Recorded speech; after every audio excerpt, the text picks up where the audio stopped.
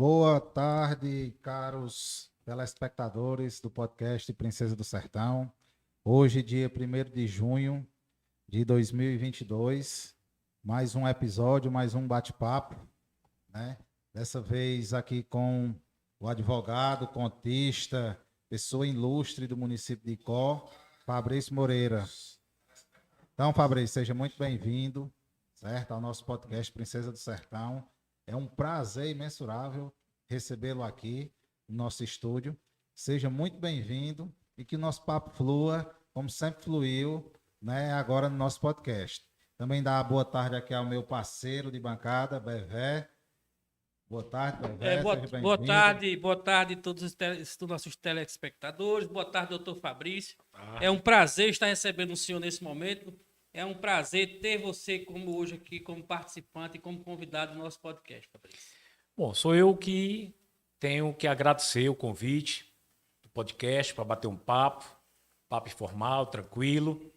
Estamos aqui à disposição para discutir o nosso cotidiano, a nossa história, o que acontece no dia a dia do nosso povo, da nossa gente.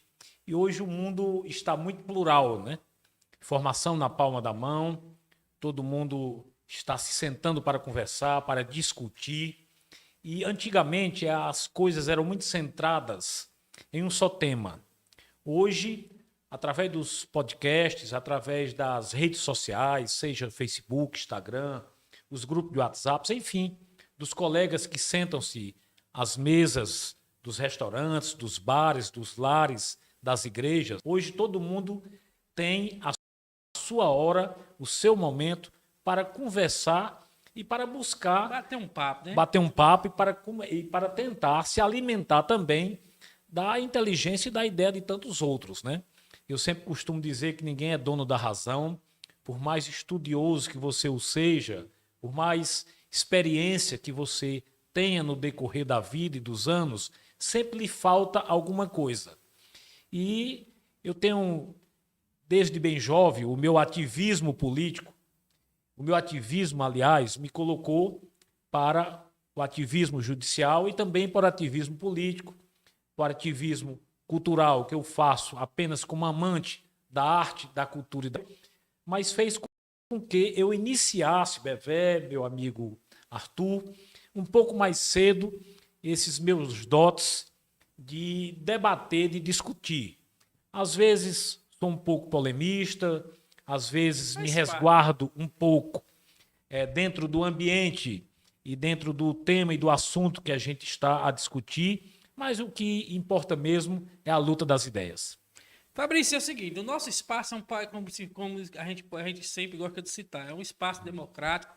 A gente aqui, o principal intuito do nosso podcast é abordar a questão do desenvolvimento local e também da nossa região.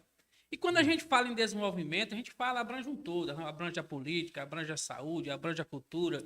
Então, assim, o nosso podcast, ele abrange tudo isso. E para iniciarmos, eu gostaria de conhecer mais você, ou seja, tenho certeza que muita gente que está assistindo hoje pode ser que não conheça, ou conheça só o Fabrício, aquele, como você já falou, o ativista, mas não sabe a sua história de vida. Então, quem é Fabrício por Fabrício? Pronto. Fabrício é um jovem que chegou aos 52 anos de idade, que teve a alegria de nascer nesta cidade histórica, como diz o poeta Getúlio Oliveira, que é sempre uma porta aberta à arte, à cultura, à história.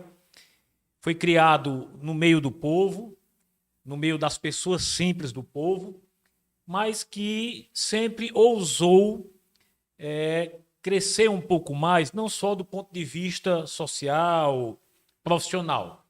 Eu entendi, desde bem jovem, que o homem não pode ser cúmplice da omissão. Então, já naquela época, há 35 anos, eu já participava dos centros acadêmicos dos colégios, seja no Icó ou em Fortaleza, onde eu tive a oportunidade de estudar num colégio que é também, além de ser um grande quadro educacional, é um colégio também essencialmente religioso católico, que é o Colégio Santo Inácio, e sempre tive dentro de mim uma inquietude muito grande para buscar, para ousar. E foi assim a vida toda. Então, ingressei nos grêmios estudantis, depois participei como estudante de Direito já naquela época, em 1989, 90, da Associação Universitária Icoense, onde tive a oportunidade de ser vice-presidente, onde tive a oportunidade de ser secretário de Cultura. E já naquela época, ao lado do Dr. Marcos Barreto, Dr. Hermano Limeira e tantos outros jovens rebeldes, mas sem perder a ternura jamais, como dizia Che Guevara, a gente já procurava alguns temas de defesa da nossa sociedade, dentre eles a nossa história, dentre eles o nosso rico acervo arquitetônico patrimonial.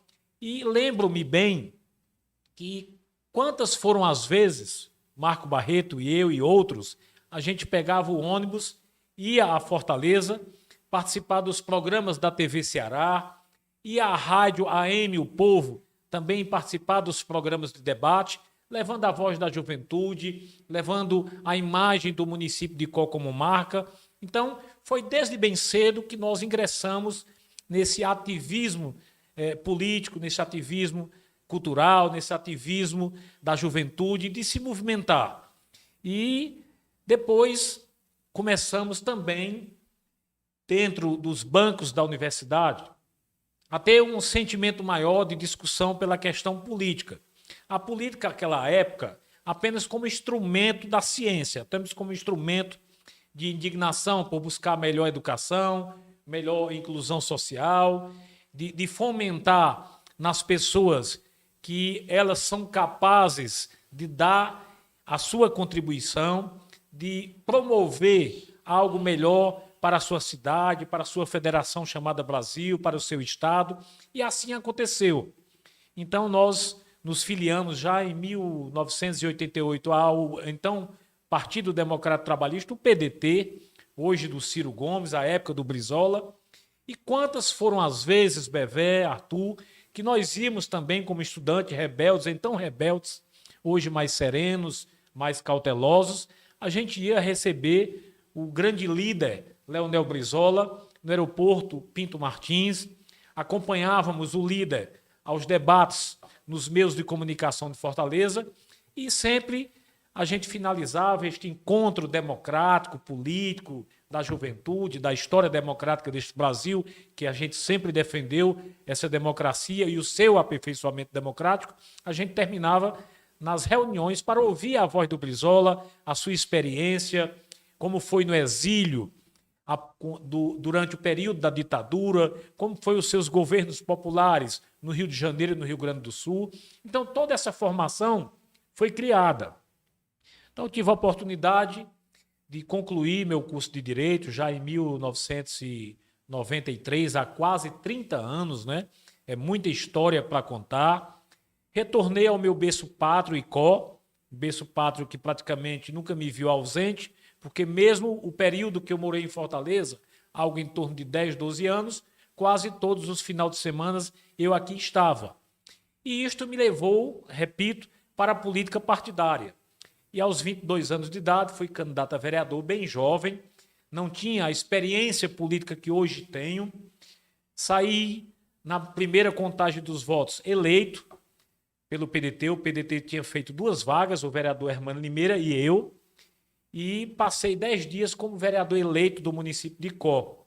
Na recontagem dos votos, por isso que eu defendo a urna eletrônica, houve muitos conflitos, inclusive a então desembargadora, hoje a desembargadora-presidente do Tribunal de Justiça do Estado do Ceará, desembargadora Nailde Pinheiro, era a nossa juíza eleitoral.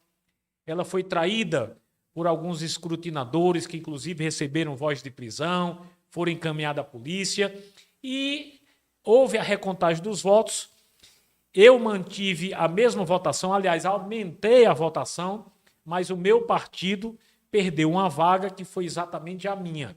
Eu fui o 17º mais votado, éramos 21 vereadores e quase 200 candidatos à época.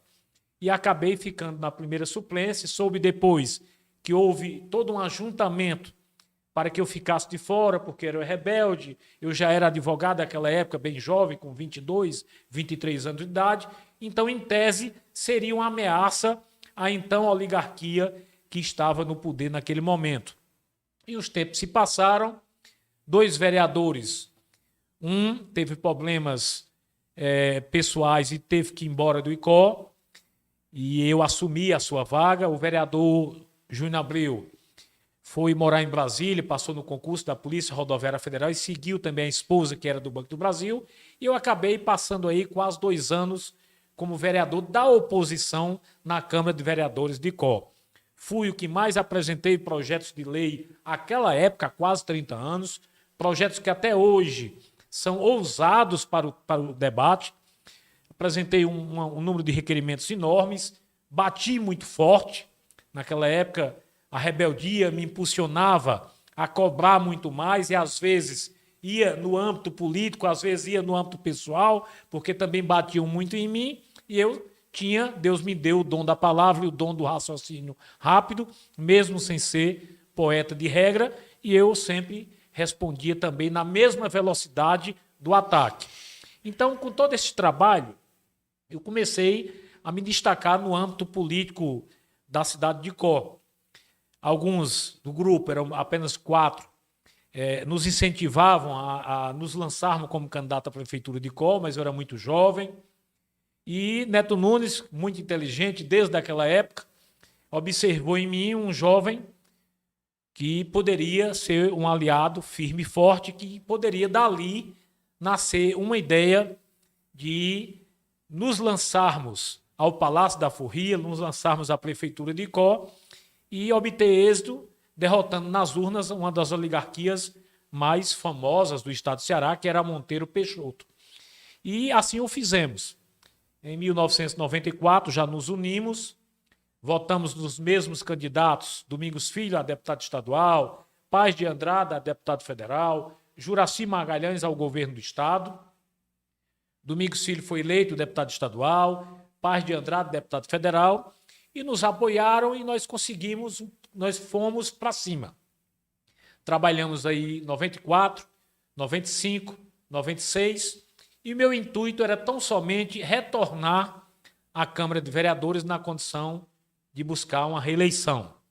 Mas o grupo se uniu ao líder Neto Nunes, ao líder Aurel Nunes, que sempre foi um líder popular muito forte no município de Icó, porque tinha o apoiamento popular, principalmente das grandes massas, e esse grupo nos levou a uma formação de chapa. Daí saiu a chapa Neto Nunes e Fabrício Moreira, que obteve êxito, mesmo sendo 2 jovens simples, sem poderio econômico. Nós vencemos aquelas eleições com uma margem de quase 2.000 votos, Bevé, Arthur, que era muito voto para aquele período. E trabalhamos muito. Conseguimos observar que o Icó só poderia crescer se a gente levasse à prática a máxima do grande poeta Getúlio Oliveira, que o Icó é uma porta aberta à arte, à cultura e à história, e precisava procurar o seu desenvolvimento. Então, fomos ao governo do estado do Ceará, fomos ao governo federal, nós caímos na graça das lideranças do alto clero do governo federal e do estado, conseguimos vários projetos, como tirar a lata d'água da cabeça das mulheres, das mães de família do povo icoense, conseguimos restaurar todo o patrimônio histórico de Icó através do projeto Monumenta, conseguimos levar energia elétrica para quem exercia na prática apenas a lamparina. Então, esta junção de forças se tornou tão forte ao ponto de chegarmos numa comunidade e um senhor de idade olha para a criança e diz: minha filha, você conhece este rapaz? Apontando para o Neto Nunes. E a criança diz: conheço, é Neto Nunes e Fabrício Moreira. Então, assim foi a nossa vida partidária, a nossa conquista de espaços. Veio a reeleição, vencemos lindamente com todo o então grupo de oposição unido. Fui candidato à prefeitura de Icó. Houve grandes problemas, porque enfrentamos pela primeira vez na história uma batalha judicial desumana e desigual, que eu não vou aqui entrar no mérito, porque percorreu os grandes tribunais E após que passou tudo é que veio o parecer favorável às nossas reclamações, aí já era tarde demais. Mesmo assim, obtive 46% dos votos à Prefeitura de Icó, algo em torno de 16 mil votos, em 2004, 20 anos, é isso? Ou mais disso? Então, eu sou muito grato ao povo de Icó, sou um amante dessa terra. De 2004 até os dias atuais, não coloquei mais o meu nome à disposição do eleitorado para disputas eleitorais e nem pretendo mais, mas nem por isso deixei de dar um aperto de mão seguro em todas as classes sociais de Icó, em todas as instituições, sejam elas públicas ou privadas, nem por isso deixei de continuar abraçando o meu povo e minha gente, nem por isso deixei de ser a voz de ir para o Poder Judiciário, de ir para o Ministério Público, de ir para uma delegacia, de ir para uma televisão, de ir para um rádio e de vir para um podcast como esse, saudável, democrático, plural, discutir os temas do Icó. Então, existe uma coisa no ativismo que é bem importante e o professor Magno me dizia: você tem que ter vocação para tudo aquilo que se propõe. Então, eu acho que eu sou um vocacionado, porque não tenho nenhum mandato, mas estou aqui para discutir Icó ad eterno, como a gente chama no direito, eternamente. E mais, eu aprendi, e poucas pessoas sabem, eu sou advogado de formação há quase 30 anos. E fiz também sociologia, Arthur, por quase 2 anos. Então, eu aprendi a conhecer a alma humana. Eu aprendi a conhecer as pessoas. Só um minuto, eu aprendi a querer bem as pessoas mais ainda. Além do doutor ter feito sociologia, ele aprendeu na teoria e quando foi vereador, vice-prefeito, automaticamente também prefeito. Aprendi na prática. Aprendi na prática. Eu, graças a Deus, hoje eu sei o que é filosofia, sei o que é só teoria e sei o que é a praxe.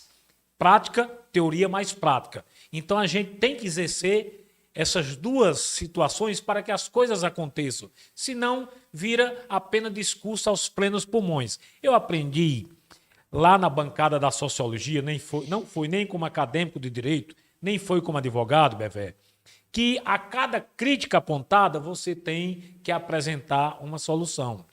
Eu acompanho o rádio, eu acompanho os principais jornais do país, eu acompanho os podcasts, eu acompanho todo esse fervor que o aperfeiçoamento democrático nos dá, essa liberdade para que a gente acompanhe na palma da mão, no celular, ou no notebook, ou no computador, ou na televisão, enfim. Eu acompanho tudo isso. Então eu vejo que a oposição, não só no âmbito do município de Icó, mas no âmbito do governo do Estado, no âmbito federal, é preciso que se apresente soluções. Aqui no Icó eu não vi até o momento. Eu estive até escutando, porque é público, pelas redes sociais, um evento que houve em Icó sábado passado. Nenhuma proposta do ponto de vista prático. Nenhuma ideia do ponto de vista prático. É aquele discurso genérico, diz que vai melhorar a educação, que vai melhorar a saúde, que vai observar e trazer para suas mãos emprego, trabalho e renda para ajudar a cidade a desenvolver. Mas não diz como e nem sabe como fazer. Por que que hoje eu estou no apoiamento à pré-candidatura do Ciro Gomes à presidência da República? Primeiro, porque ele não é um aprendiz para o que se propõe. Foi deputado estadual, líder do governo Tasso, foi prefeito e o melhor de toda a história da nossa capital, de José de Alencar e de Iracema, dos Lábios de Mel. Foi governador também muito prático, muito inteligente, de uma sabedoria extraordinária, de inteligência extraordinária. Foi ministro da República no pior momento, que era aquela transição do Sarney para o Itamar Franco. Então, com a cassação do Fernando Collor de Mello, enfim, do Fernando Henrique, aquela coisa toda, o Ciro foi ministro da Integração Regional, foi ministro da Fazenda, foi da Transnordestina. Então, é um cara que diz e sabe fazer. Então, não dá mais, a gente tem que valorizar a juventude, tem que chamar a juventude para o debate, mas a experiência, Bevé, tem que ser levada em consideração. porque é muito complexo. O serviço público é muito complexo. Quem está de fora acha que tudo pode acontecer apenas com a boa vontade, apenas com o seu preparo intelectual. Mas se você não souber andar, se você não souber como é que funciona a máquina administrativa pública, nada funciona. É verdade. Quando tu toca assim, Fabrício, tu toca na questão política em si, queria abordar só mais um pouco sobre essa questão da política, no caso da política a nível de país mesmo. Porque Certo. o Ciro, ele é candidato a presidente, né? Isso. Como você vê essa questão e demonstra aqui que você é partidário dele, até porque você é PDT. E Isso. pelo que você falou aí, você sempre foi PDT?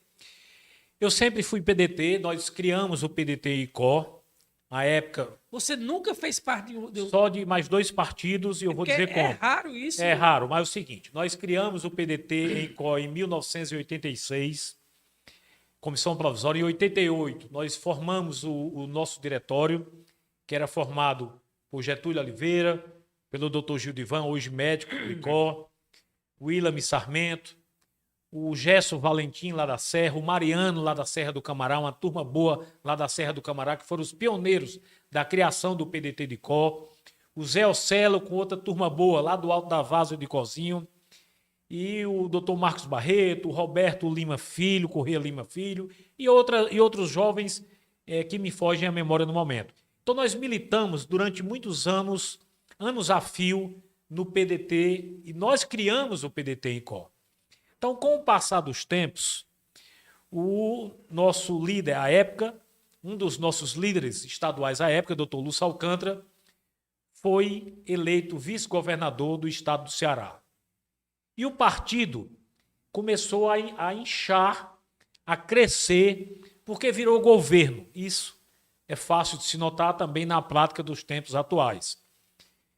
E não me lembro como o nosso PDT, nós que éramos o pioneiro, históricos, filiados históricos, tomaram a nossa direção do PDT, e nós tivemos que migrar, à época, para o Partido Liberal, PL.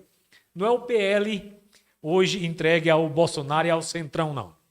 Na época era o Álvaro Vale, que era um deputado federal do Rio de Janeiro, que era o grande líder do PL. E nós passamos um bom tempo no PL. Depois o PL também, para nossa surpresa, também foi tirado das nossas mãos. Eu digo das nossas mãos, não é das mãos de Fabrício Moreira, era do nosso grupo de oposição da época ao então governo municipal de Icó. E passamos um período no PHS, Partido Humanista da Solidariedade, que parece que não existe mais. E agora, há cerca de 3 anos, 4 anos, o PDT, que nós criamos em Icó, retornou para as nossas mãos, tendo o ex-deputado, o ex-prefeito de Icó, Neto Nunes, que é o maior líder do Vale do Salgado e um dos maiores do estado do Ceará, liderando este processo, e a nossa prefeita Laís Nunes também liderando este processo. E o nosso grupo hoje, em massa, é filiado ao Partido Democrata Trabalhista, o PDT, que, por sinal, eu sou o tesoureiro do partido. Então, a nossa vida partidária é exatamente isto. O Ciro é muito criticado também por ter passado por vários partidos. Mas, infelizmente, no Brasil, a democracia partidária ela é muito ainda deficitária. Eu vejo o PT como um partido enxuto, que pessoas estão aí há 30, 40, 50 anos.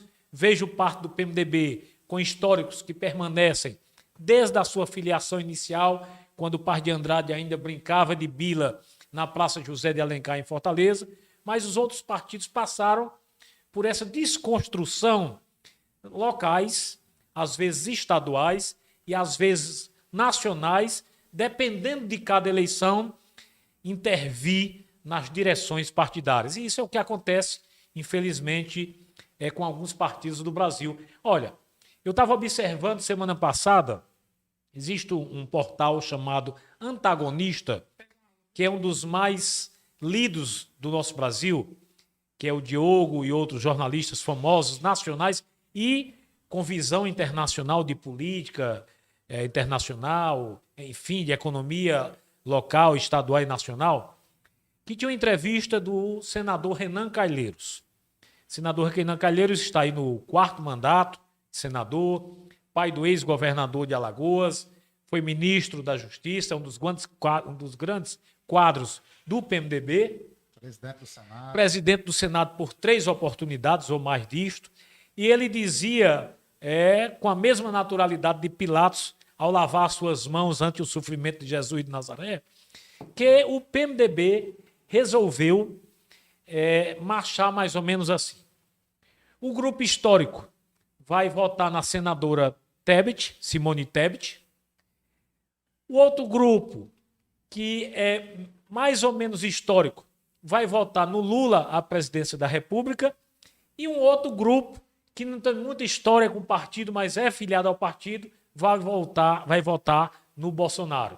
Então, é uma incoerência extraordinária que, infelizmente, as agremiações partidárias no Brasil deixam a desejar sob esse aspecto. Mas aí, doutor, só interrompendo, né, tentando nessa esfera aí, nessa seara aí dos partidos, né, a gente pode observar que desde sempre, até desde a criação do MDB no antigo Partido da Arena, né, o MDB, hoje o MDB, ele sempre se fez presente, aliado a todos os presidentes.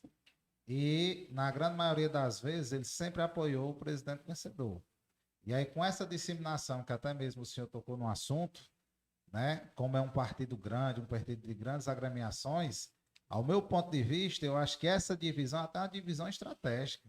Porque aí nós temos a candidata do próprio partido, que é a Simone Tebet, que, ao meu ver, pela das pesquisas, não vai muito longe. Não tem crescimento, pelo menos até o momento. Nós temos o Lula, que está aí, segundo as pesquisas, né, desponta nas pesquisas. Nós temos o atual presidente Bolsonaro, que vai ali brigar essas duas frentes, né? Lula e Bolsonaro. Isso. E aí o MDB, ele está apoiando todos. O que der... há um fisiologismo muito grande nesse sentido, né? Existe um ex-vereador aqui do município de Coca, eu não vou declinar o nome, mas é bastante conhecido, que ele diz que a cada 4 anos, quem muda é o prefeito. Ele não muda. Ele sempre está com o prefeito. Então é assim o PMDB, e não é só assim o PMDB. O Centrão, que é formado aí por essa ala do União Brasil, do PP, de parte do PSD, de outros partidos que me fogem à memória nesse momento, o PL, que forma o Centrão, eles nunca são oposição, eles são governo. O Lula, se for o vitorioso em outubro próximo, e em janeiro eles já dão, aliás, eles já vão para a posse do Lula, já dando posse ao Lula como homens do poder, homens da situação. Eu não faço patrulhamento ideológico, partidário, a quem quer que seja. Eu tenho minhas opiniões, eu faço as minhas críticas políticas, procuro evitar o pessoal, mas às vezes a gente não vai para o pessoal, mas vai para os adjetivos, quando também xingam a gente xinga de volta, aquele adjetivo que já virou corriqueiro das redes sociais, desses debates comuns dos grupos de WhatsApp, enfim. Mas a posição de quem se coloca, como eu, politicamente, de centro-esquerda, eu já tenho minhas posições a serem tomadas sempre. Ou seja, eu defendo, eu continuo acreditando no Ciro Gomes como o melhor quadro para representar o nosso Brasil nos nossos quadrantes, do Iapoca ao Chuí, como também tem a inteligência para nos representar mundo afora. Eu creio que ainda há um processo de crescimento muito grande, que as eleições não estão definidas, mas vamos entender que o dia D de outubro chegou e que vá para o segundo turno Lula e Bolsonaro. Então, todos os meus seguidores das redes sociais, todos os meus amigos, todos os meus correligionários, todos os meus familiares sabem que não há dúvida. Se isto acontecer, eu voto em Lula para presidente e não só voto, como também milito em seu prol, peço voto, trabalho, porque essa eleição a gente tem que definir de duas formas. Quem está ao lado do Brasil, quem está contra o Brasil.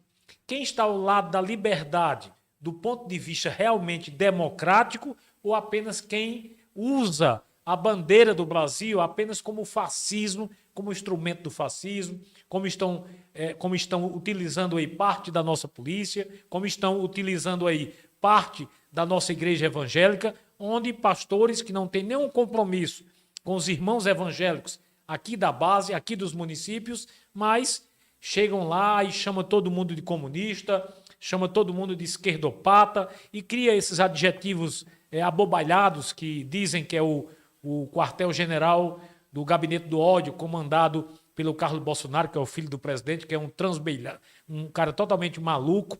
Inclusive, não sou eu que estou dizendo isto. Tive a oportunidade há cerca de 8 meses, no ano passado, de ir a Brasília e conversei, após os expedientes normais e dos protocolos de intenções que nós apresentamos, tanto aos nossos deputados, como também nos Ministérios da República, na hora do happy hour, né, de tomar uma cervejinha, de bater um papo, nos sentamos ali com alguns deputados aqui do estado do Ceará, inclusive um que foi durante muito tempo da base do governo Bolsonaro, e se tocou lá nos filhos do Carlos do Bolsonaro. E ele respondeu bem simples e bem rápido. São uns translocados. E a gente observa isso. Eu assisti uma entrevista há cerca de 10 dias do senador Flávio Bolsonaro, que é investigado por várias condutas ilícitas, mesmo o pai já tendo transferido 23 delegados da Polícia Federal para barrar essa investigação contra os seus filhos, contra si e contra os seus ministros, mesmo exonerando o superintendente da Polícia Federal, mesmo exonerando naquela briga antigamente de comadre, mas que ferveu nos bastidores, o ministro Moro, ele dizendo que quem entregou à população, quem entregou ao Nordeste e quem construiu a obra, o grande sonho do povo nordestino, chamada Transposição do São Francisco, foi o seu pai, Bolsonaro, e foi o governo Bolsonaro. Então é um pessoal especialista em fake news, até uma discussão que essas redes sociais, que são chamadas hoje de fake news, que é espalhar mentira no linguajar mais adequado, se tornará em breve crime hediondo, já tem uma lei específica para isso, mas não está ainda segurando. A deputada federal Carla Zambelli, de São Paulo, só para finalizar essa parte aqui da nossa discussão, da nossa conversa aberta, ela fazia, à época, filmes para a sua campanha eleitoral e para as suas redes sociais, em frente às lojas Havan, hoje conhecido pelo papagaio, o empresário Luciano Naval, o velho da Havan, fazia vídeos e filmes em frente às empresas JBS, daqueles irmãos lá corruptos que foram embora para os Estados Unidos, irmãos Wesley, dizendo que era do Lula, do ex-presidente Lula e dos filhos do Lula. Então, para se ter uma ideia a que ponto nós chegamos à democracia brasileira, que é bela, mas que tem, infelizmente, esses excessos e exageros. Fabrício, tua presença na rede social realmente é marcante. Você realmente é um cara que vive muito na rede social, gosta muito de rede social, ou seja, é muito atualizado, muito antenado. E eu vejo muito você tratar sobre a cultura local, sobre defender o nosso patrimônio histórico.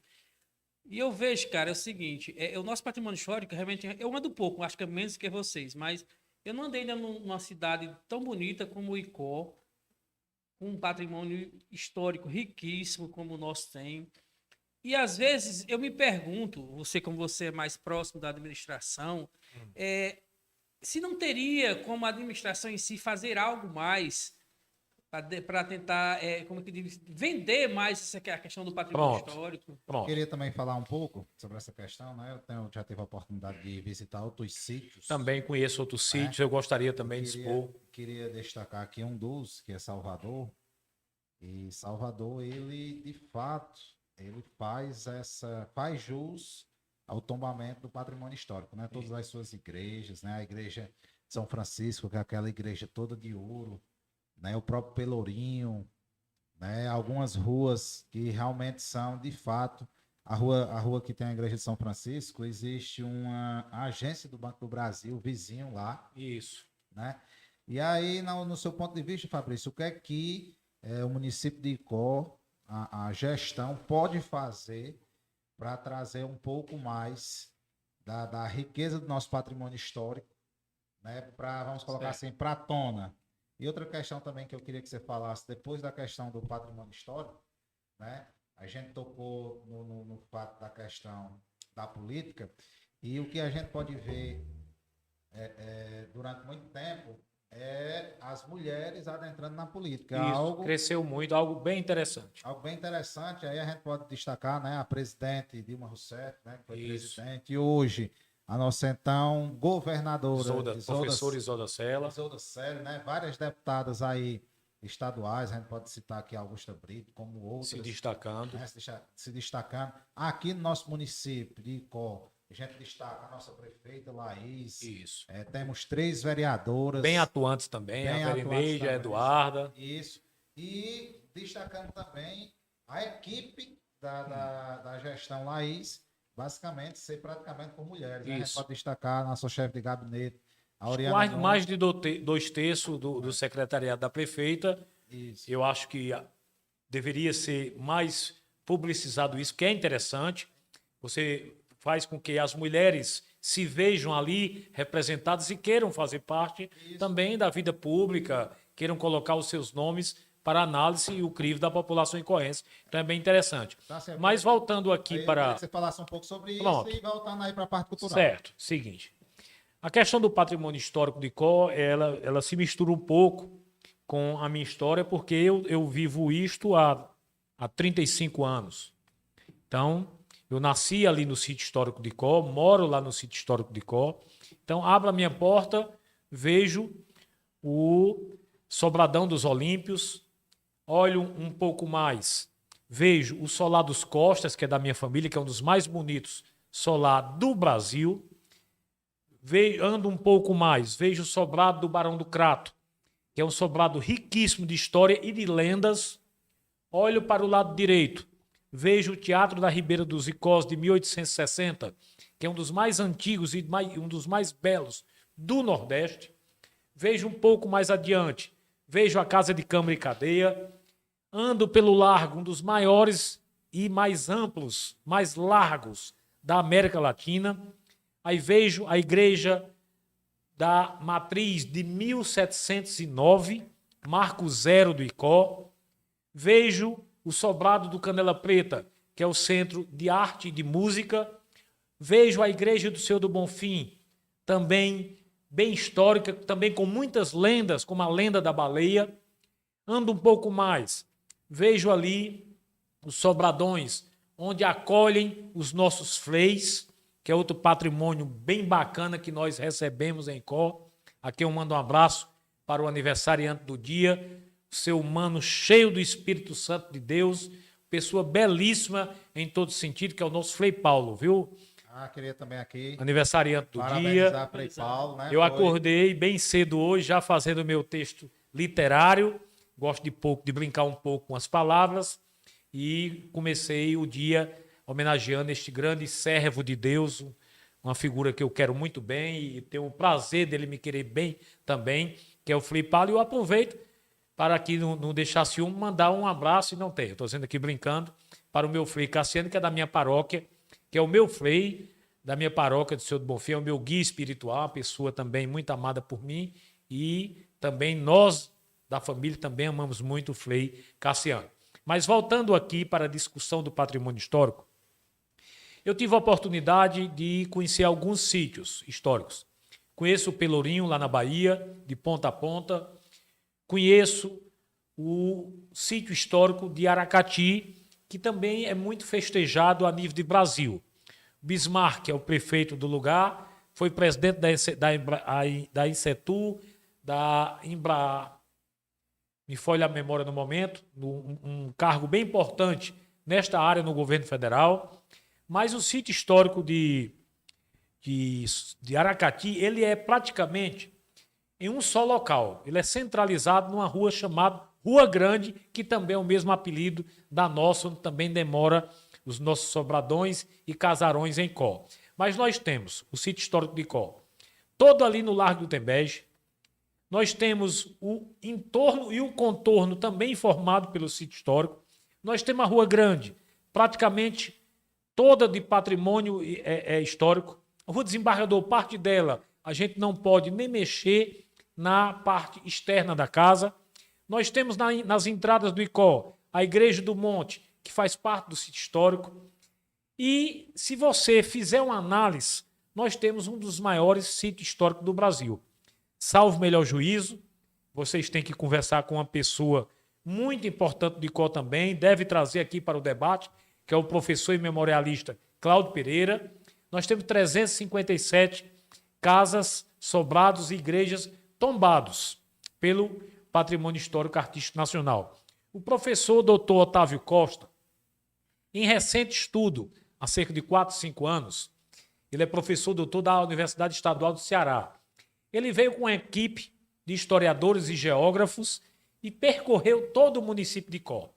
E para nossa grata surpresa e felicidade, descobriu-se também que nós temos um grande patrimônio rural no município de Icó, que até então e até os dias atuais, eu vou até conversar com o superintendente do IFAM, vou conversar com a nossa coordenadora do IFAM aqui no município de Icó, para que deem uma olhada também para essa questão do patrimônio rural. Já soube que verdadeiros casarões já foram destruídos pelo tempo e pela insensibilidade de alguns que não entendem a importância deste patrimônio enquanto história, enquanto vida, enquanto quem não tem passado, não tem presente, não tem futuro. E há cerca de 4 meses tive a oportunidade de conhecer outro riquíssimo patrimônio histórico da humanidade que fica aqui em Penedo, no estado de Alagoas, às margens do São Francisco. Mas voltando aqui para a discussão prática, a prefeita Laís Nunes conseguiu, através de muito esforço, colocar o município de Icó, o nome, a marca Icó, no turismo nacional.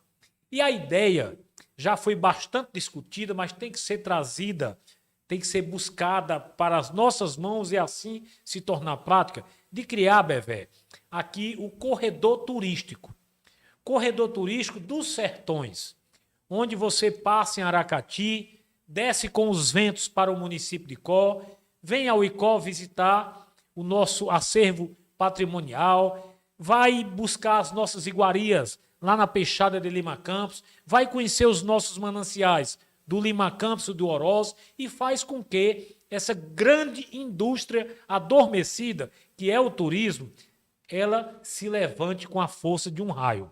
A prefeita Laís Nunes, em bom conteúdo e hora, tem buscado, através da sua liderança, junto aos deputados federais, junto aos deputados estaduais, junto ao governo do estado e ao governo federal, teve a parceria da Igreja Católica, foi, juntamente com a nossa secretária de Relações Institucionais, a empresária Ana Glesse, e outros parceiros, junto com o líder Neto Nunes e a prefeita, foram com o Frei Juraci bater na porta de Brasília, lá no Ministério, lá nas portas dos senadores, de todos os deputados federais, já se conseguiu um recurso, um aporte razoável para que a gente comece aqui a implantar, construir o Horto do Senhor do Bonfim.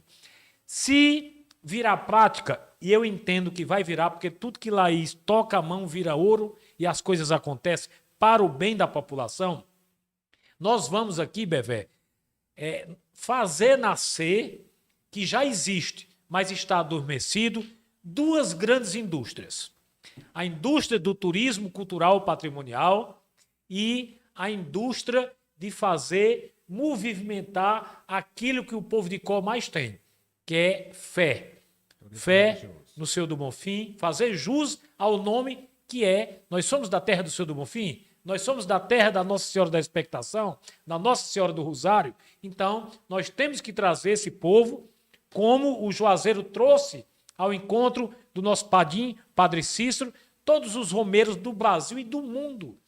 Então, o professor Cláudio, nosso memorialista e coordenador de cultura, todo sábado e todo domingo ele recebe em torno de 100 a 150, 200 estudantes de várias cidades do estado da Paraíba, do Rio Grande do Norte. Agora mesmo sábado, o professor Cláudio recebeu 2 ônibus lotados de estudantes. Estudantes de História, Geografia, Arquitetura, Engenharia Civil, Geografia, enfim, de vários cursos, para conhecer o município de Icó, conhecer o nosso patrimônio histórico. E eu estava conversando com o ex-prefeito de Fortaleza, Dr. Roberto Cláudio. Ele vai receber o título de cidadania oroense sexta-feira e me convidou, e eu estarei lá para prestigiá-lo, e ele agradecia a mim, ao Neto, a Laís, aos amigos, de ter acolhido ele em Icó num evento que houve aqui para discutir ideias, discutir gestão pública.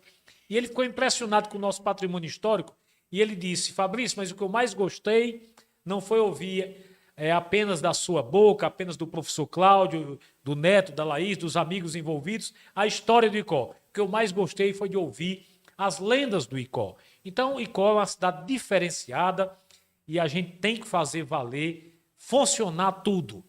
E esse discurso, nós colocamos aqui a filosofia, nós colocamos a teoria e nós estamos aqui colocando a prática. Então, por isso que as coisas devem acontecer e já estão acontecendo. O que pode ser feito aí, Fabrício, ao meu ver, não sei se o Bevé concorda, queria também a opinião dele. Era um projeto de formação, porque, ao meu ponto de vista, o que a gente vê é que apenas existe aquela força prática do Cláudio, né, professor Cláudio? Com muito entusiasmo e com muito amor. Mas eu acho que a gente precisa de um pouco mais. A gente precisa criar uma formação para que, um exemplo, os jovens venham futuramente a substituir Cláudio. Isso. Como na política, né?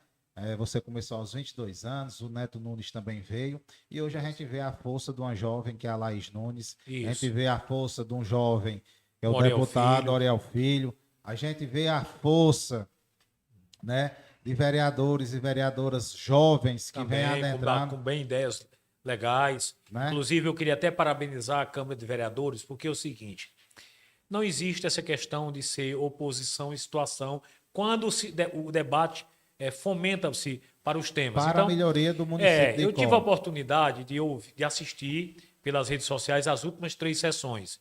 E eu achei legal. Achei que mesmo sendo situação, mesmo outros sendo oposição, mas um debate legal, um debate de ideias, que eu aproveito para mandar um abraço para o meu compadre, Eliseu Amans, que é o líder da nossa prefeita na Câmara, e em nome da Eduarda. Eduarda é nossa colega advogada, é filha de um querido e muito amigo meu, Júnior Dantas, e eu acho que ela faz um trabalho belíssimo, porque ela se coloca muito bem, ela se coloca com muita serenidade, com muita responsabilidade. Eu me senti entusiasmado em assistir a penúltima sessão da Câmara de Icó. Pois bem, doutor. Alguma pergunta? Queria. Já que estamos nessa questão local, eu gostaria também de ouvir do senhor, doutor Fabrício, o meu saber do seu, que eu sei que é grande, do seu entendimento, que é uma pessoa que realmente muito bem atualizada. Aqui é mais uma aula do que um bate-papo, né? Porque aqui a gente passa a noite toda escutando Fabrício, é muito tranquilo e não falta assunto, exatamente. A gente não tiver, mas a gente tem tempo para isso. Tem tempo. Fabrício, assim, doutor Fabrício, a gente se observa hoje, é uma mesma pergunta que eu fiz a uma convidada que já passou por aqui, pelo nosso podcast, que foi a Rosa, que é a presidente do CDL. Mas eu acho que também, devido ao seu conhecimento, por ser da cidade, conhecer isso, como você vê a questão do desenvolvimento da nossa cidade? Na questão que a gente observa muito é a seguinte: chegada de grandes lojas, né, como a Americanas, Magazine Luiza, 5 ou 6 empreendimentos bem interessantes que chegaram nos últimos 6 meses. De nível nacional, né? Isso. Então, assim, como o senhor vê isso na nossa cidade? Olha, eu vejo o desenvolvimento regional. Só mais uma indagação. Por que eu falo isso? Porque muita gente questiona às vezes a gente está em algumas conversas com alguém, em grupinhos de conversa, e fala, cara, por que uma loja dessa vem lá de fora se instalar aqui na cidade de Icó? O que leva a Icó a trazer essas pessoas para cá, essas grandes... Pronto. Eu sou advogado há quase 30 anos, milito na ambiência pública, mas também milito na área criminal, na área de família e na área social. E, logicamente, na área política, que me é afeita pela vocação. Então, há um instrumento, há uma discussão que pode ser liderada por você, pelo Arthur, como jovens entusiastas que estão tentando chamar a sociedade para o debate através do podcast.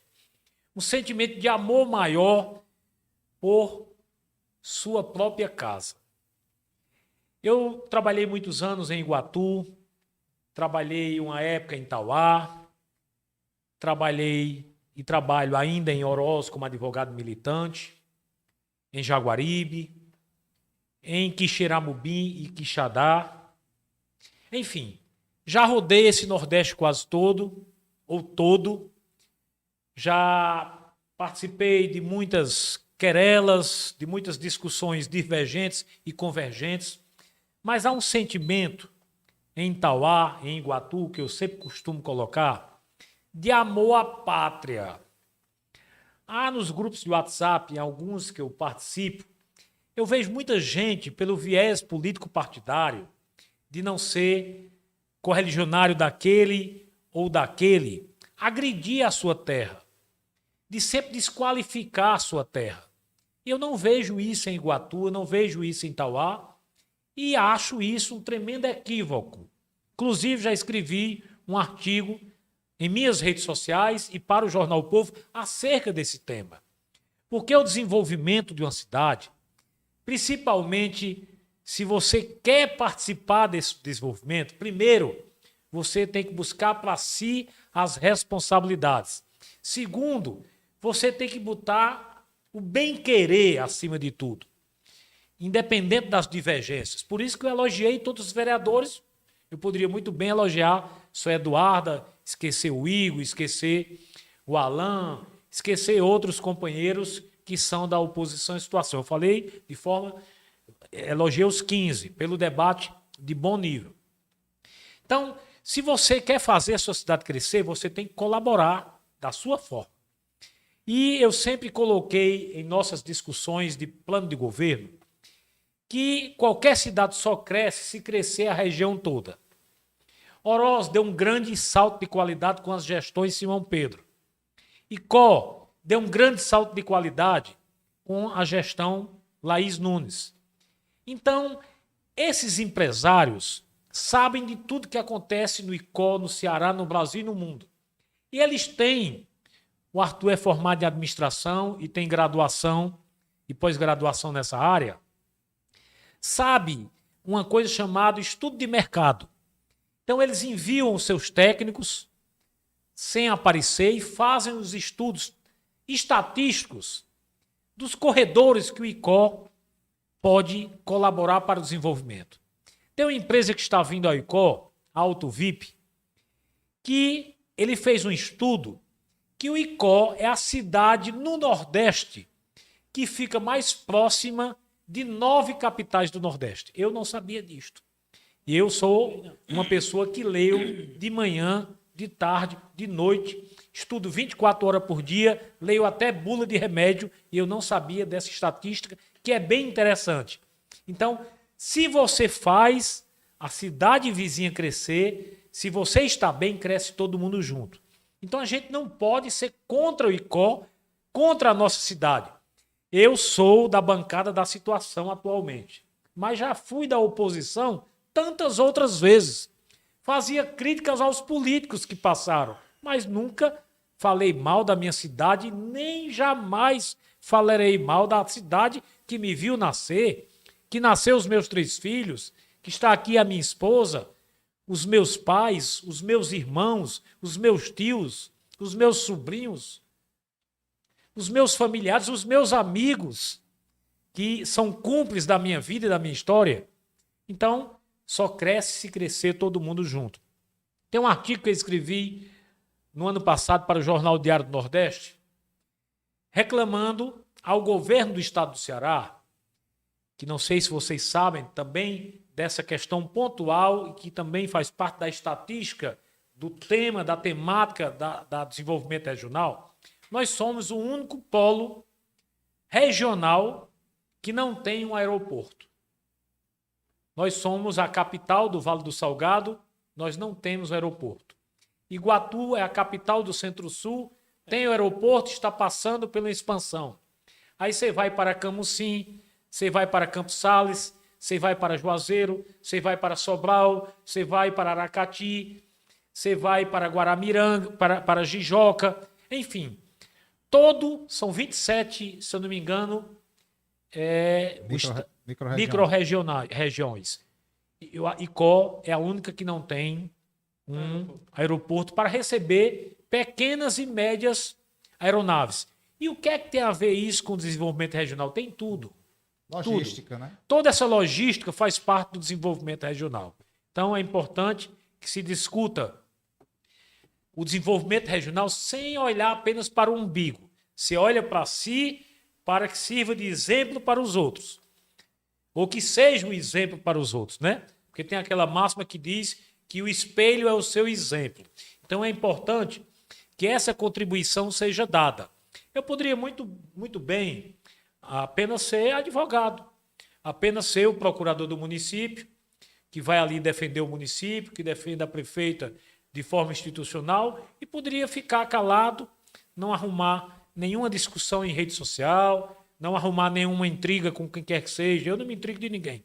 Alguém que se intriga porque acha que a gente é proibido ter um lado, que a gente é proibido elogiar uma pessoa, que a gente é proibido querer bem a uma pessoa. Então isso não funciona.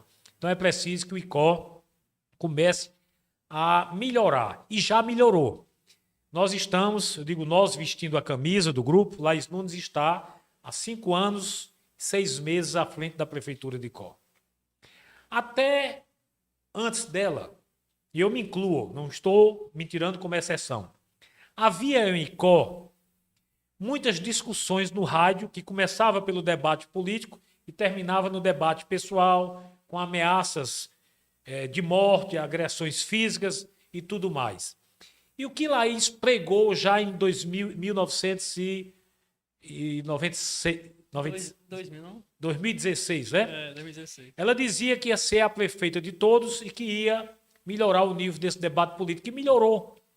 Você vai para a rádio Papagaio FM, você vê um nível de debate bem interessante, você vai para as outras emissoras, não tem mais aquele estique-puxa, aquela baixaria de outrora, porque a sociedade não aceita mais isso. A sociedade quer o debate, a sociedade quer a ideia, quer a proposta, quer a discussão, mas quer precisamente o resultado disto. Então, quem insiste na baixaria, quem insiste em menosprezar, em querer desqualificar o líder que desaponta com boa gestão, vai ficar falando sozinho. Eu sempre costumo dizer, Bevé, a gente faz pesquisa de opinião pública em ICO, e como eu já tenho, modesta à parte, que a vida me deu, não foi do dia para a noite, 33 anos de vida pública, então eu aprendi a ler as pesquisas de opinião pública, que não são apenas números da matemática morta sem sensibilidade. E nós estamos vendo que a sociedade mudou. Não queira mais subestimar o povo. Seja ele a pessoa mais simples do povo ao grau maior de doutorado no município de ICO. Quando eu estava saindo para vir aqui para o podcast Princesa do Sertão, por sinal, um nome lindíssimo, que não foge às nossas raízes. Eu tenho uma filha, deixa eu terminar aqui o pequeno raciocínio, para demonstrar, para ilustrar como o mundo mudou. Tenho uma filha, eu tenho um rapaz de 24 anos, bacharel em Direito, o Renan. Tenho uma filha de 18 anos que estava fazendo psicologia, passou para o Direito, que é a minha área, a advocacia não quis, e está fazendo publicidade, marketing e comunicação em Juazeiro do Norte. E tem uma de 12 anos de idade. E ela disse, eu ia saindo de paletó e gravata, todo arrumadinho, bem barbeado, botei até um perfume para que saia aí mais cheiroso. E ela disse, pai, você está indo para o podcast Princesa do Sertão, do pai do meu colega de classe, Vinícius. O pai dele é Bevé, não é?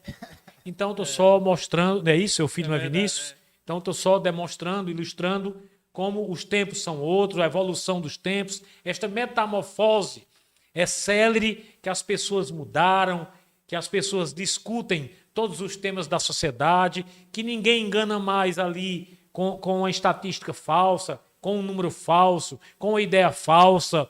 Pode até enganar com fake news, porque as pessoas pegam o meu corpo de 103 quilos e pode botar a sua fotografia no meu corpo e ter aquelas montagens criminosas que fazem. Mas não subestimem a capacidade do povo.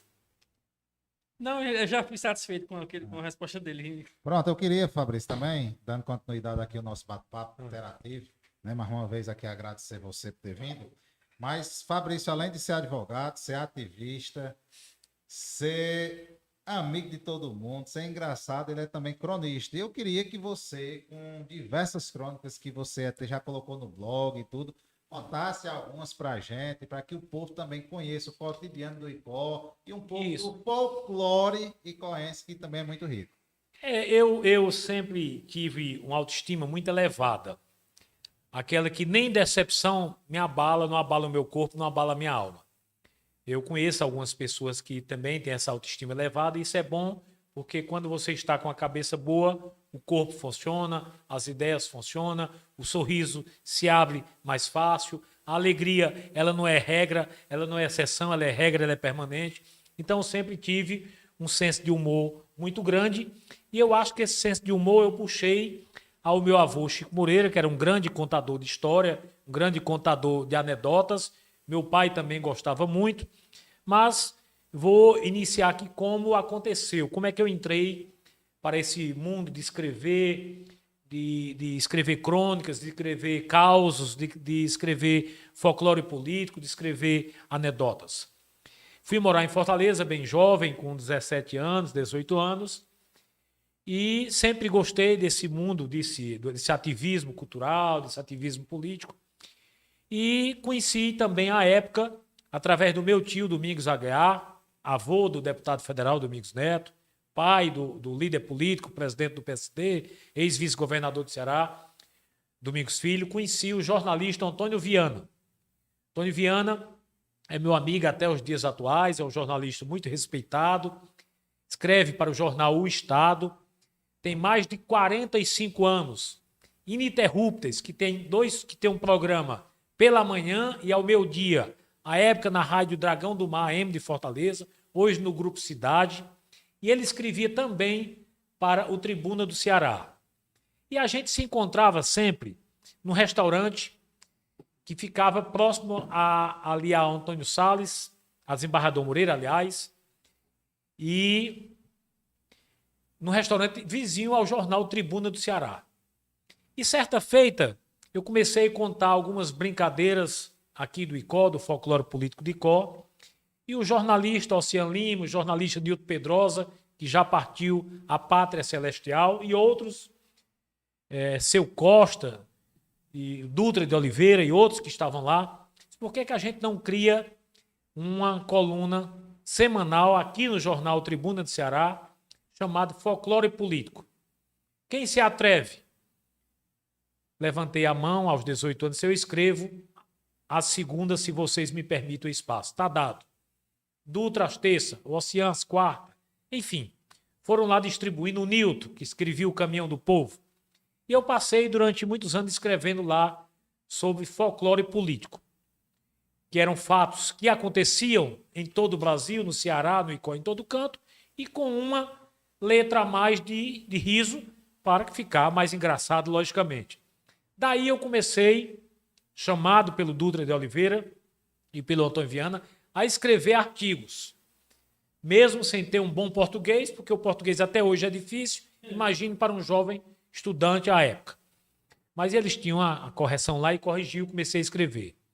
Depois fui ser, uma época, lá, acompanhava o meu primo Biratan Costa, que era advogado do jornal O Povo, juntamente com o doutor Mauro Salles, e eu comecei a participar ativamente ali dos bastidores da redação do Povo, fiz amizade com o seu Costa e consegui um espaço todos os sábados, ou era domingo, salvo o melhor juízo, no Jornal do Leitor, que era impresso, do jornal O Povo.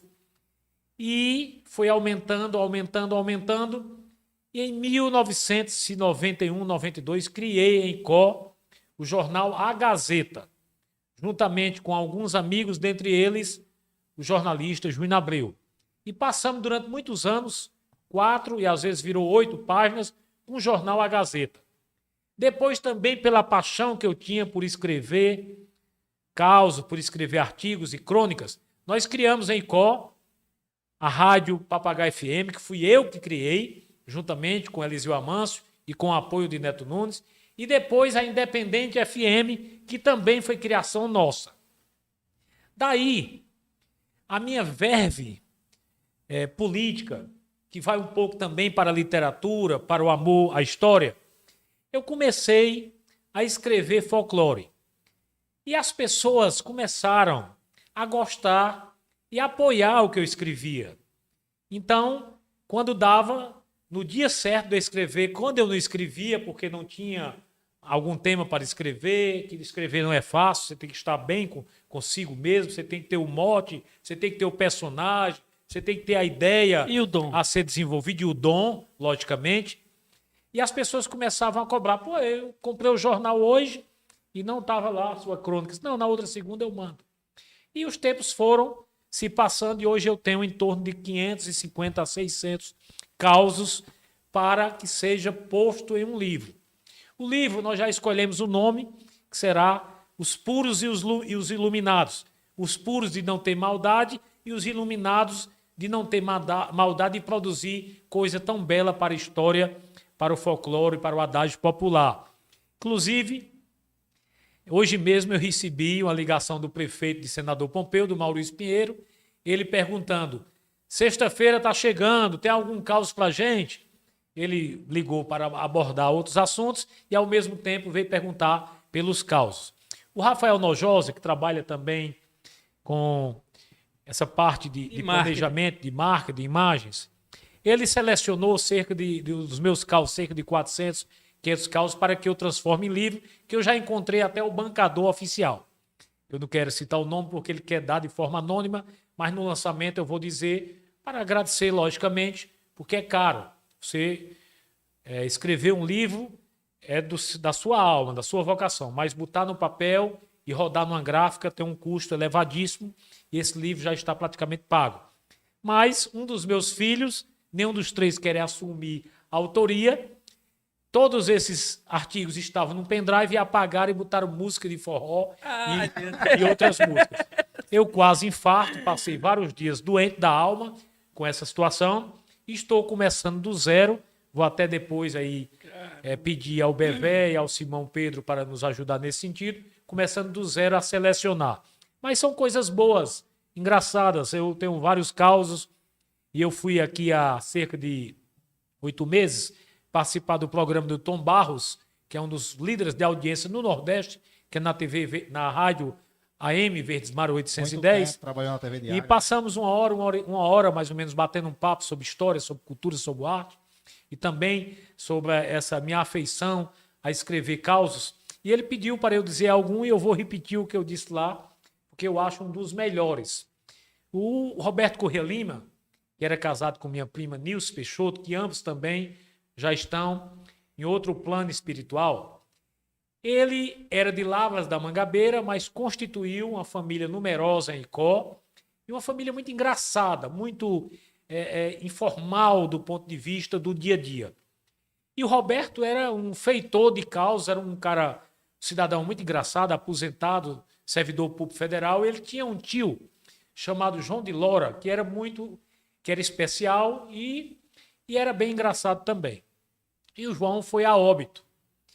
E, como eles são de Lavras da Mangabeira, a família resolveu levar o cortejo fúnebre para sepultamento em Lavras da Mangabeira.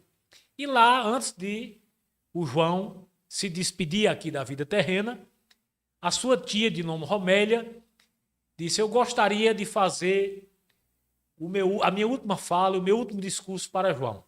E ela começou: João, diga a papai e a mamãe que eu sou muito grato por tudo que eles fizeram por mim. Diga aos meus tios e às minhas tias que também sou muito grata por tudo que eles fizeram por mim. E depois da terceira ou quarta recomendação, Nélia Rúbia, sobrinha de Romilda e prima de João de Lora, resolveu intervir. Aí disse: minha tia, João em vida não sabia dar recado, imagina agora morto.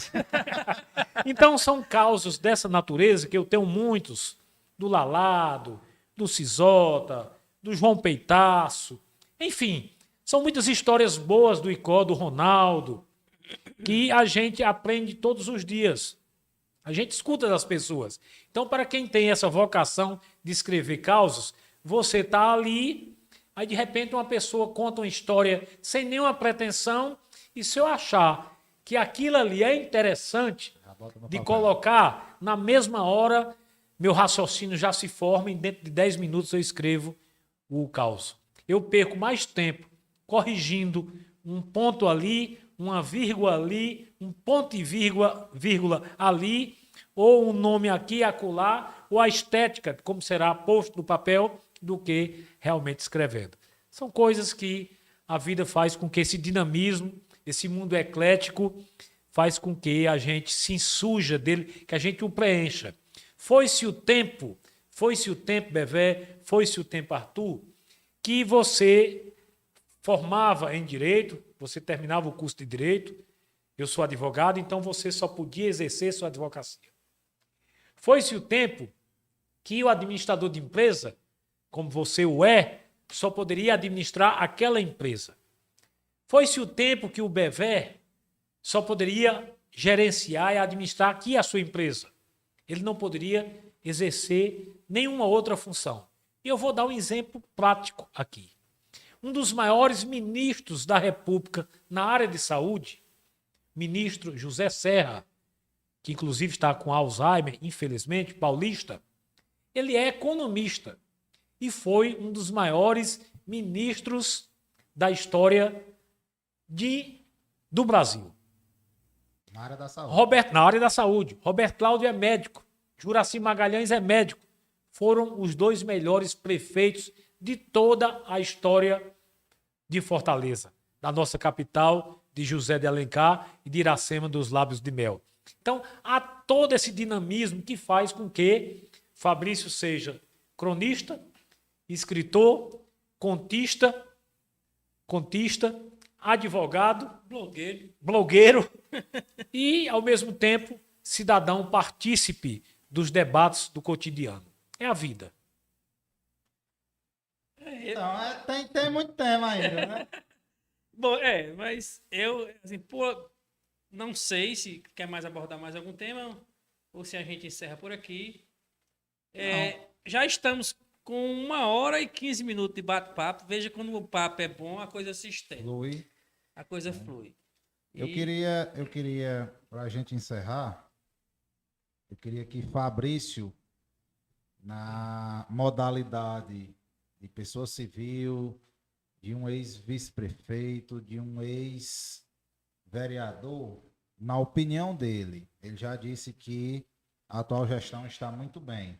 Mas, na sua opinião, como cidadão icoense, o que é que está faltando ainda para o município de Icó? Sei que você já falou do aeroporto, mas o que falta? O que é que a gente, as futuras gerações, as futuras gestões, precisa fazer para que Icó cresça ainda mais?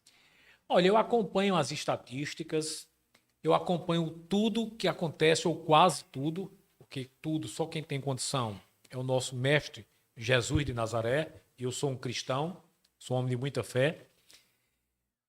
Os temas, a gestão, ela está, ao meu ver, e faço esse testemunho, não é porque sou cúmplice do partidarismo, e sou cúmplice, entre aspas, da gestão, porque faço parte dela, mas eu acho, dentro das possibilidades, ela está muito bem. A Laís tem procurado, repito, governo do Estado, governo federal, as principais lideranças nacionais e estaduais para alavancar o desenvolvimento do Icó. Foi a prefeita que mais assinou convênios nos últimos 50 anos. E isto é fato, não é filosofia, não é história, não é, como diz no jargão popular, história de trancoso ou de pescador. É fato. O grande gargalo do Icó, não somente do Icó, mas do Brasil, hoje chama-se geração de trabalho. Eu não digo nem emprego. Geração de trabalho e renda. Porque emprego, às vezes as pessoas recebem um emprego gracioso e não retornam para a sociedade absolutamente nada. Então, eu costumo chamar trabalho e renda. Então, esse é o grande tema. A prefeita tem procurado conversar com as instituições públicas, com as instituições privadas. Nós temos aqui, pela primeira vez, uma prefeita que abriu o maior palanque de diálogo da história. Aqui se discute com a fé, com a religiosidade, com os nossos religiosos, sejam católicos, evangélicos, espíritas. Aqui se discute com o pequeno empresário, com o médio, com o grande. Aqui se discute com o agricultor, se discute com os servidores públicos, se debate com os servidores públicos, enfim. A gestão abriu, porque eu sempre costumava dizer, o gestor público não pode ter medo do povo, nem o povo pode ter medo do gestor público. E o carisma que Laís estampou, somado à competência ao diálogo, é o que está acontecendo. Então, a geração de trabalho e renda é o grande gargalo do ICO e de todo o Brasil. Nós temos aí 16 milhões de desempregados. Aí as pessoas dizem, mas ICO tem 300 anos de história, já era para ter uma geração maior. Era, mas tem a burocracia que emperra muitas coisas. Por isso que eu digo que o desenvolvimento ele tem que ser somado de várias formas. Eu trabalhei muitos anos no Iguatu, sou cidadão iguatuense, fui escolhido por todos os vereadores, inclusive o maior número de subscrição como cidadão iguatuense. E eu vejo até hoje, nas redes sociais, alguma meia dúzia, algumas pessoas reclamando que Iguatu não tem emprego para quem quer que seja. Aí a gente vai para as redes sociais de ICO, aí diz, como é que pode? Iguatu tem emprego para todo mundo, era distrito de ICO, virou a capital do Centro-Sul. Cada um tem a sua história, cada um tem as suas dificuldades. Daqui a 100 anos, nós estaremos, se a gente tiver nascido para ser Matusalém, eu, Fabrício, você, Arthur e você, Bevé, a gente estará nesse podcast falando do que aconteceu, do que está acontecendo e do que falta acontecer. Então, nós não vamos chegar à perfeição nunca. Há um trabalho nesse sentido, porque eu estou acompanhando, há um trabalho nesse sentido. Existe uma empresa no ICO, aliás, existem várias empresas no ICO. Empresa de Haroldo Nunes gera muito emprego, empresa do Marcelo gera emprego, empresa da minha irmã Fabiane, lá na Sobral Artes, gera muito emprego, a empresa Trigoline gera muito emprego, essa empresa que a prefeita trouxe com parceria com o governo do estado está gerando aí quase 600 empregos de material hospitalar. Globodesk. E tem outras empresas que às vezes parecem anônimas, mas que não são tão assim, porque estão aí. O comércio de ICO. O comércio de ICO gera um número infinito, milhares de empregos diretos e indiretos. Então, vamos primeiro para o ICO desenvolver, vamos começar a falar bem da nossa terra, como eu faço há 1000 anos. Há 1000 anos. Independente de ser o grupo do qual sou aliado há 30 anos ou não no poder, eu estou ali para falar bem da minha terra. Eu não encontro motivos algum para que a gente fale mal do ICO. ICO tem história, ICO tem arte, ICO tem estrutura dentro das possibilidades de saúde, de educação, de infraestrutura, enfim, vários temas acontecem aqui no município de ICO. Tem defeitos, tem erros, tem dificuldades, repito, daqui a 1000 anos ainda vão ter. É isso, né? Como você mesmo falou, eu queria até complementar aí sua fala, né? Eu sou filho natural de Juazeiro do Norte. Muita gente me perguntava, rapaz, qual é o melhor lugar do mundo? Eu sempre dizia, é encostado ao Crado. E agora eu estou dizendo é encostado ao Iguatu, porque ICO é muito bom e eu só tenho a agradecer a acolhida de todos aqui no ICO, né? Já moro no ICO há 3 anos. E só tenho a agradecer, é uma cidade muito bonita, isso. Turisticamente falando. Povo acolhedor, engraçado, bonito. Isso. Né? Então o ICO tem tudo para crescer e vai crescer, porque o povo que faz essa terra é que vai fazer com que gere-se desenvolvimento e ICO cresça cada vez mais. É isso aí. Fabrício, passar agora para os agradecimentos, né? Agradecer a você, cara, Obrigado. Por ter cedido um pouco do teu tempo. Eu sei que tu é um cara muito ocupado, mas a gente sempre contar com você, eu sempre gosto de estar com você, Obrigado, porque a gente Beto. sabe que a gente aprende sempre alguma coisa quando contigo, cara. E isso não é demagogia, realmente sei. é o que eu sinto. E você sabe como é que eu sou, esse meu jeito de ser muito pontual com minhas coisas, eu não sou de. Mas agradecer muito por ter tirado teu Legal. tempo, por ter vindo participar desse projeto da gente. É um projeto novo que está tá engatinhando, mas a gente agradece, né, demais a ter você aqui com a gente. Então, queria que você deixasse aqui a sua palavra final, os seus agradecimentos. Pronto. Eu gosto, eu tenho como hobby ler. Eu li há alguns meses um livro que eu vou trazer de presente para vocês dois, do Roberto Yachico, chamado Revolução dos Campeões. E ao ler A Revolução dos Campeões, este livro me leva a pensar de forma plural o mundo, e a gente vai buscando outras leituras, e me levou agora à posse dos novos membros do Sindicato dos Trabalhadores Rurais de Icó, quando uma das jovens lideranças sindicais chamou para subir ao palanque 5 jovens das 3 bodegas. E um deles estava Bevenites Nunes Freitas, que a gente o conhece simplesmente por Bevé. E ela terminou a fala dela, e eu tenho uma memória extraordinária, dizendo mais ou menos assim: estes jovens aqui da minha terra, das 3 bodegas, é a juventude de ouro. E eu termino dizendo: é a juventude de campeões, formada de campeões. E você é a prova disso.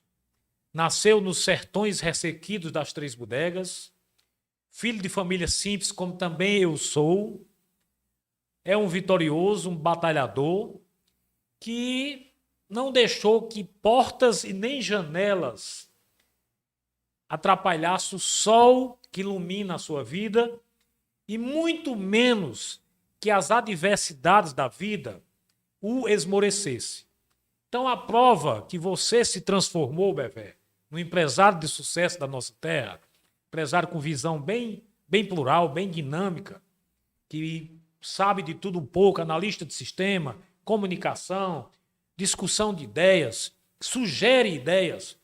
Então, esse é o mundo que eu desejo, de gente que tenha o seu perfil, que nasça, mesmo sendo produto, mesmo sendo o habitat mais difícil dos nossos torrões, chamado Ribeira dos Icós, água de terra boa, água ao Rio da Roça, que venceu pelo talento, que está vencendo pelo talento.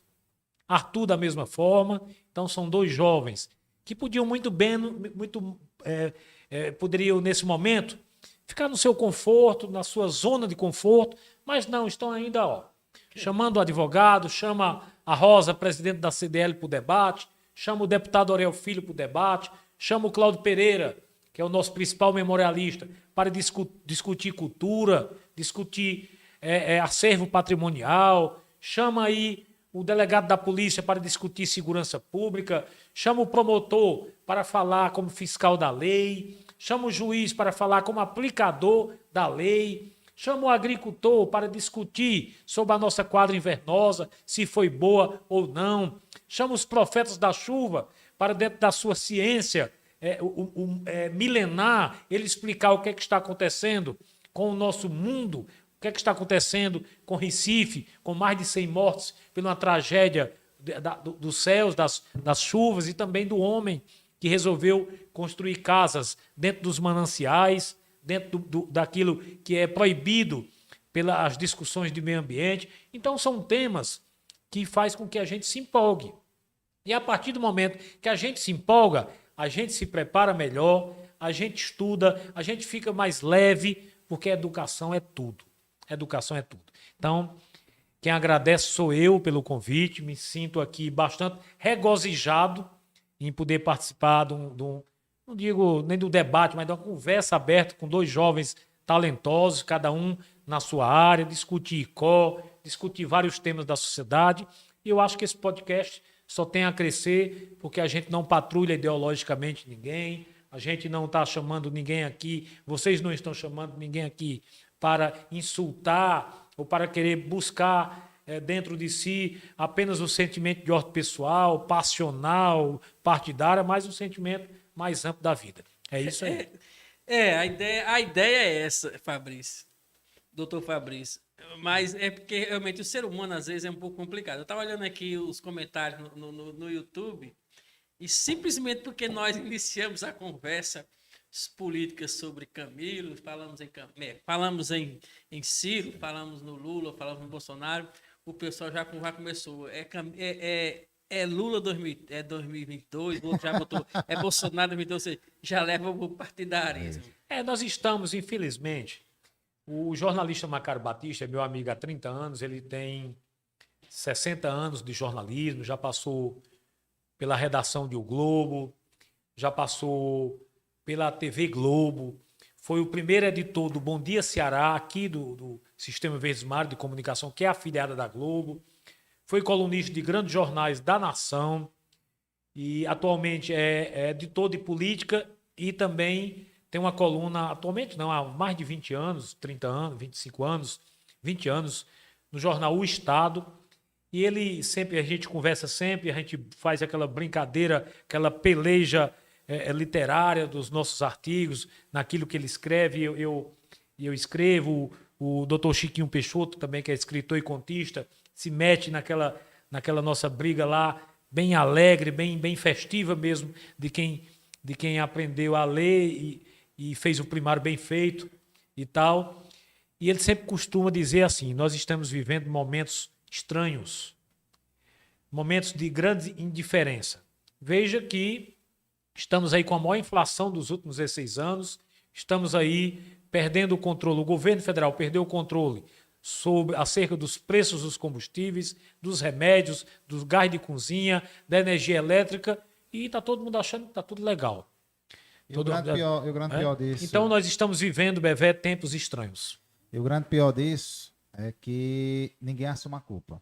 Ninguém quer botar a responsabilidade no seu colo. Todo mundo fica terceirizando o tempo todo. É lógico que você não pode botar no seu colo uma tragédia que não foi iniciada por ti e não foi causada por si. Mas você também não pode terceirizar aquilo que é da sua responsabilidade a vida toda para os outros. É aquela indicação do professor Magno lá da minha sociologia. A cada crítica, aponte 10 soluções. Fabrício, a gente quer te agradecer, disponibilizar seu tempo, disponibilizar o seu conhecimento, a sua inteligência, bate-papo agradabilíssimo. Eu que agradeço. Entendeu? Entender um pouco sobre ICO. Eu que resido a ICO há apenas 3 anos, vai fazer 4, Bevé nasceu e se criou aqui. Eu também. Mas muita gente que veio para a ICO, ou muito jovem que não conhece a história de ICO, com esse bate-papo, pode conhecer um pouco mais. Isso. E eu acho que o intuito do podcast é exatamente esse, é trazer pessoas que venham a engrandecer cada vez mais o conhecimento da nossa terra e faça com que esse debate ele ultrapasse, né, a esfera do YouTube, do Instagram, e a partir desse debate a gente faça acontecer onde cresça, não só ICO, mas toda a região Vale do Salgado. Então, quero lhe parabenizar e lhe agradecer mais uma vez. Retribuo os parabéns, porque eu acho que a ideia é essa, a ideia está bem montada, eu acho que o ICO vai crescer com isso. Quando se debate ideias, quando a discussão é de ideias, todo mundo cresce. Muito obrigado a vocês dois, muito obrigado à equipe que nos colocou aí, como diz o repórter policial Richard, no ar, ao vivo e a cores. Então, quero agradecer aqui a todos os nossos telespectadores, ao mesmo tempo pedir desculpa pelo fato da última semana a gente não ter feito o podcast, porque, infelizmente, a gente foi acometido de uma gripe gigantesca, tanto eu como o Bevé. Então, não tivemos condições físicas de apresentar mais um convidado na quarta-feira passada. Mas, graças a Deus, né, estamos bem, estamos saudáveis e em breve vamos anunciar já o nosso próximo convidado. Um abraço a todos. Valeu, pessoal.